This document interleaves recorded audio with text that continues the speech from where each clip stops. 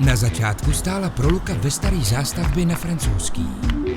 Zbořeniště po 2 domcích, zbytky zdí, výklenky, schody a letecký kryt. Neodolatelná městská romantika, rozpad a bujení.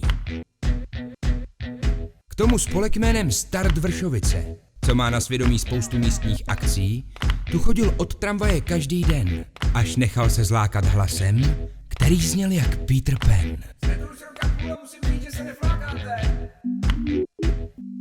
Máme za sebou brigády a večírky, workshopy, koncerty, bazárky a jednu parádní výstavu. Rozjeli jsme zahradní kavárnu a farmářský biostánek.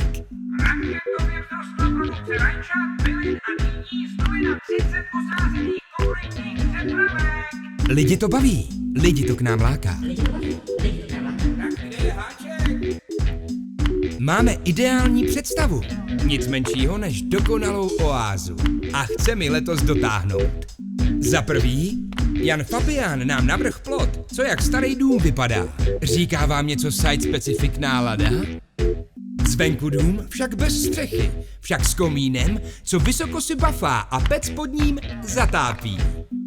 Zevnitř pohled spíše velkolepý, na balkony a pavlače, co Shakespeare s Gloubem by si možná splet. Diváci na nich budou cukety, okurky a dýně, vršovické krásky s kávičkou. Mezitím rejdící děti. Za druhý, vyroste zeleň vzrostlá, křovinatá pnoucí. Ta flora všechna dá se jíst. Maliní, jabloň, oskeruše, osvěží dětské pusy i vaše duše. Přichází závěr a náš apel. Dali jsme tomu 1,5 roku práce, 70 000 z grantu via nadace a 70 000 vlastnoručně vydělaných. Pomozte nám a do léta vznikne ve Vršovicích skvělý prostor pro vás, vaše děti a přátele. Díky sousedi, kamarádi, idealisti.